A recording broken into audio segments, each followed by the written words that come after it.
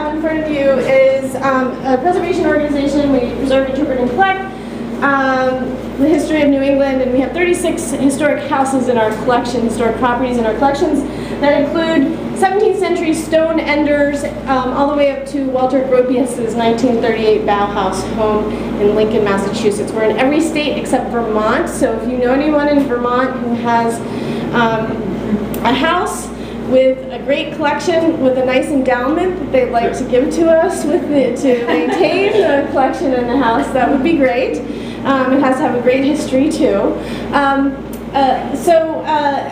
In your travels, if you're staying on through the week, there are a couple of great properties that I can recommend that you go see if you're going to the North Shore or Cape Cod. But we have a wide variety of collections, not only building types, but we also have 2 farms, 2 working farms, actually 3 working farms. And we have an object collection of 100,000 items and 1 million pieces in our archives, library and archives. We're going to see the Harrison Gray Otis house in a minute, and I'm going to talk to you a little bit further, but I think at this point, Don, if you could say a few words about Otis and his politics, that would be great. It's widely believed that opposition to the War of 1812 was limited to New England Federalists. But in point of fact, every single Federalist in Congress from all regions voted against the declaration of war. And thereafter, the party in Congress voted as a bloc against most war measures. Nevertheless, Federalists in New England went the furthest in their opposition. They felt more strongly about it. And as a result of elections, they gained control of all 5 New England states and in sort of minor ways obstructed the war effort in this region. The climax of Federalist opposition, as you know from your readings, was the Hartford Convention, a regional conference held in late 1814, early 1815. It is popularly seen as part of some broader conspiracy to pull New England out of the Union and make a separate peace, but it was really a pretty moderate meeting, and the document, which Harrison Gray Otis wrote, was pretty moderate. It simply recommended that New England states secure access to federal money to finance their defense measures, and it proposed a series of amendments to the Constitution to protect New England's position in the Union and to prevent a recurrence of some of the most destructive policies of the Republicans. Because Otis wrote that report and later became the principal defender of the Hartford Convention report, he is closely associated with it. So he's a prominent New England Federalist, also a real estate developer, mainly because he was on a commission in the 1790s that decided to build the new State House on Beacon Hill. Otis wrote to the estate of the artist John Singleton Copley in London, knowing they wanted to sell about 16 acres on Beacon Hill, and offered to buy it. So he got it at a good price.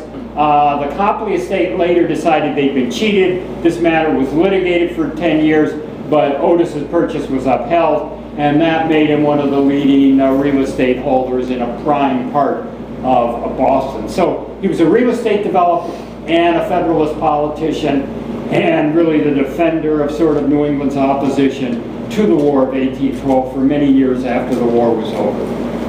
Okay?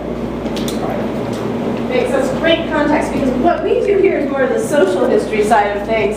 So it's nice to kind of hear it put within a broader political context. So that's wonderful for us to know a little bit about, think a little bit more about Otis, at least for me, in those terms. So here's modern day Boston, obviously 20th century Boston, not 21st century Boston. We need to maybe get a new map, but hopefully you will be familiar with where you are. Here's the Boston Common, the public garden down here, and Cambridge Street runs east-west here, and there's a bridge that that spans from the Boston side to the Cambridge side, one of many now today. And to orient you, we're here, we're about in this area, and here is the State House. Again, you just walked across the street from Joy Street, which is very close in proximity across the street from Cambridge Street to see us at the Otis House. So, but this was Boston in the 1630s. So this landmass, this white area, is all what a Bostonian would have encountered up until 1795 or so. This area around is all fill, all infill. And here's a population and so just imagine Boston being that size. The Shawmut Peninsula is what it was known as. Here's a population density map from the 1780s, and you can see the bulk of the population hugging along the eastern coast here. And why is that? Yep. Just to be clear, if you go back just a second, yep. Please, even further. Is it an island? Yeah. No, there's a neck. There's a neck, but it was tidal. So there are times when very early on it was an island. It could have been cut off from the mainland based on when the high tide was. Yeah, no, that's a great question. I'm sorry. I couldn't see it. And this is known as the Shawmut Peninsula. So, here's the population density map from the 1780s, and you can see again the population hugging the eastern seaboard here. And why do you think the population is all on this side? That's where the money is. That's where the money is. Follow the money, yeah. And so all the wharves are being built up, Long Wharf there. And there's a small pocket of population over here, but there's also another reason why there's no population here. You can remember from our map maybe the Boston Common was down here, so that was set aside as grazing land in the 1630s, very early on. But the other reason there's no population kind of in the middle or western side is because of this area known as the Tri-Mount. Heard of Tremont Street? Tri-Mount. So you have three mountains, drumlins really, I think of them. They're rocky outcropping, unable to be developed until Harrison Gray Otis comes along and says, we're going to develop these and we're going to build a state house there.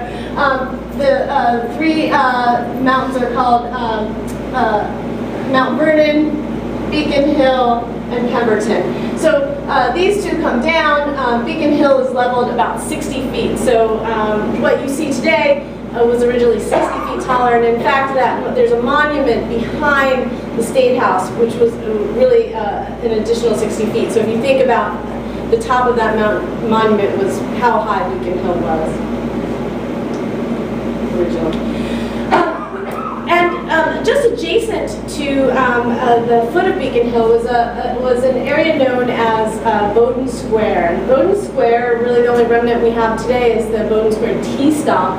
But Bowdoin Square was really the fashionable neighborhood in the 18th century. And on that population density map, it was that kind of small area that I pointed out to you on the western side of the peninsula.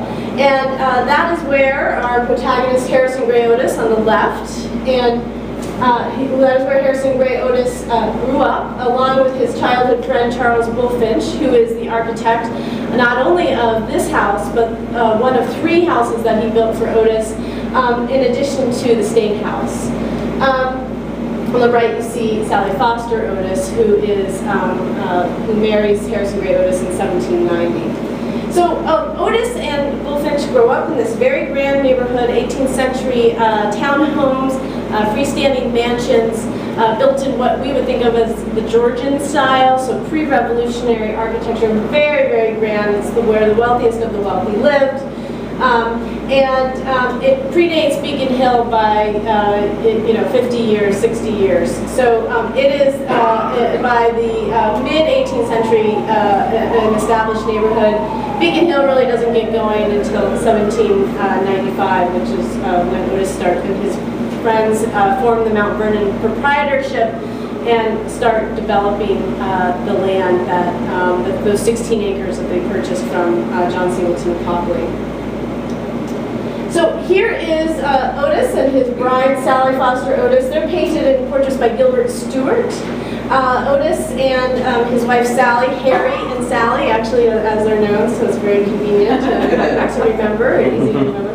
They have 11 children total, 8 of whom live to adulthood. They are married in 1790. They move into this house in 1797. They have 5 children by the time they move in. As I mentioned, their friend Charles Bulfinch, who had attended Harvard with Harrison Gray Otis, who grew up in that Bowdoin Square neighborhood, they hired Charles Bulfinch to design their house in the neoclassical style. The neoclassical style was looking at Greece and Rome for inspiration. So Herculaneum and Pompeii had been rediscovered in the 1740s after being covered by volcanic ash. And so a lot of the motifs that you see in the architecture come out of Greek and Roman architecture. And it's, by the way, a very great way for a new country, a new nation to express itself and its democratic ideals by looking back at democratic and republican society. So some of the hallmarks of neoclassical architecture that Charles Bulfinch picked up while he was on his grand tour in Europe and also specifically in England, where he's looking at the Adam brothers architecture. Symmetry is very important and very crucial to neoclassical architecture. Also use of motifs like swags and urns. You can see lots of floral swags as you're going through the house. Geometry is very important. Demi-lune windows, Palladian windows. Again, more elliptical shapes in the fan lights here. So all of these kind of drawn from the sources of classical architecture, very pared down, different from a heavier Georgian style. This is kind of light and airy. The Harrison Gray Otis house, designed in 1796 by Bulfinch, the Otises moved in 1797. Bulfinch goes on to design 2 more houses for Otis, one on Mount Vernon Street and the final house on Beacon Street, both of which you can walk by today. The others you can walk by today, but this is the only one you can see the interior of. It is open as a museum. But here is the view out the Otis's, relative view out the Otis's window in the 1790s, or after 1797, after the house was built. You can see the State House is emerging over the hill, Beacon Hill, and but there's not much else there yet, and Otis has yet to work with his partners to fully develop the neighborhood. And I like to tell the kids that Otis was kind of the Donald Trump of his day. He died a very wealthy man because of his real estate investments, and Charles Bulfinch was not a very savvy investor, or was not a very savvy with his money, and so sadly, although he was this wonderful architect, he died very, very poor. So Otis, and Sally quickly realized that their neighborhood is changing. Cambridge Street, which I mentioned before, I mentioned the bridge that was spanning from Boston over to Cambridge. That was erected in 1793, and that brought a whole new route into the city. So you cut off your trip into the city by 6 miles. So this was a revolutionary, really, to be able to come into the city down Cambridge Street. So this neighborhood really changed very quickly after the Otises moved in, and it became much more commercial, much more of a bustling neighborhood, much less residential Cambridge Street kind of corridor. So much so that the hospital was built here in 1820, Massachusetts General Hospital. First building is designed by Charles Bulfinch himself. And even the Otis house plays a role in the area's development as a medical corridor. By the 1830s, the Otis house is used as a shampoo and bath house. But it's a kind of medicinal purposes. There was a very interesting characters who lived here by the name of Dr. and Mrs. Mott. And they practiced herbal remedies, they gave steam baths, and they did what was called shampoo, which is a Hindi word for to rub. So it was like a steam bath and a massage, so kind of an original spa right here at the Otis house. But also what is, I think, kind of fascinating for us as historians is we're left with this. This is a frontispiece plate to their book that they wrote, out all of their treatises and kind of ideas on the health for the treatment of various ills. this gives us a view of the Otis House, a snapshot in time from the 1830s, which is very cool for an architectural historian. And then here's the Otis House by the early 20th century, by 1916, when it's purchased by William Sumner Appleton, who is the founder of Historic New England, and who goes out and buys and acquires many of the properties that are in our collection. We have many fewer properties than we originally did at one time, just because you can imagine the upkeep of billions of properties, and we had to kind of weed down what were duplicate properties and put them into stewardship and an additional preservation program where you can live in a house, but there are certain deed restrictions that you have to follow, so it's not a museum. But our museum properties comprise the number 36. So the Otis House in 1916, this is what it's changed to. You can remember that it had that demi-lune window up here, Palladian window. There was a portico, kind of Greek-inspired portico. And now it's changed, and there's this whole string of shops along the front, kind of speaking to that commercial nature of Cambridge Street.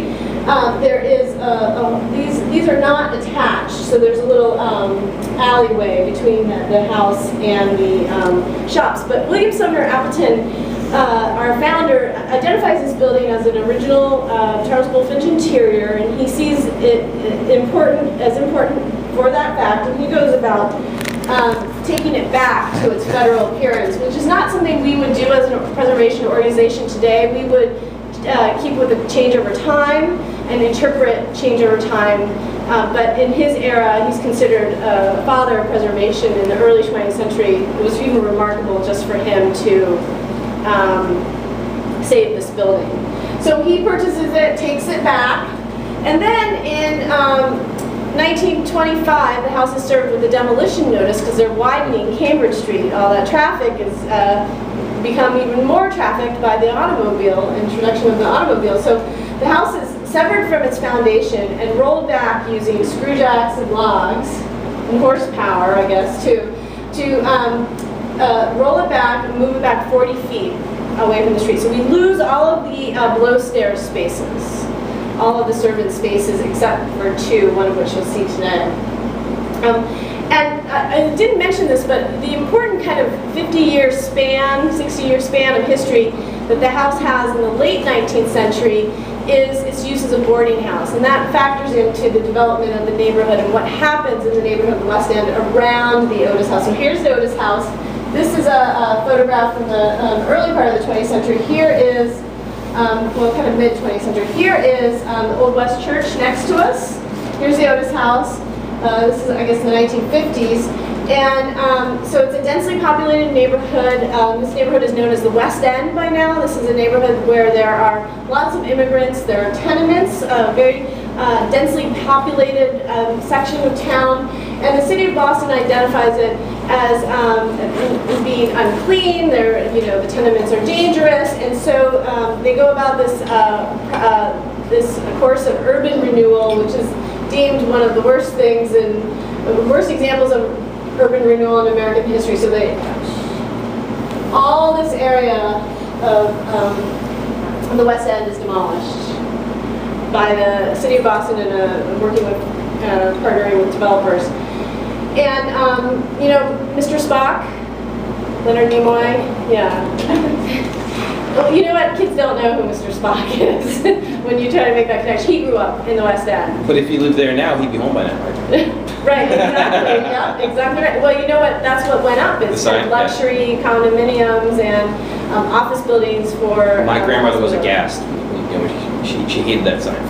Oh, she was? Did she grow up in the West End? She didn't, but she had family that did. So it's, yeah. I mean, you talk to people that it's visceral that who grew up in the West End, how they didn't have a place to go back to. The city really kind of sold them a bill of goods, and they weren't able to go back.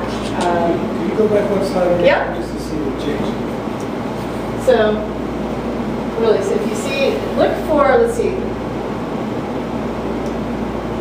So look for that. Oh, that's kind of another one. You can hardly even see it. It's sort of white roof over there. Point out the church and the Otis House in each one. So here is the church, the Old West Church, and here's the Otis House. And then here is the Otis House That's all that's again. left. And that's all that's left. Everything else around it is demolished. And the reason that those are saved is because they're, well, I'm not saying with quotes, but they're historic. So that's, you know, they were not lived in by the immigrants. So was the original building of the hospital torn down as well? No, the Ether Is that there Dome somewhere? still exists. Oh, Okay. right over here, I think. Okay, fine. Right there. So it is deemed really a low point in urban renewal, and any architecture student we talk to will knows about what happened in Boston between 1958 and 1962. So, having said that, I did not pass out these wonderful fashion accessories that you will be wearing as you enter the house. These are shoe coverings that we wear in order to protect our feet. So we have two of each. There is a seam, a white seam that goes down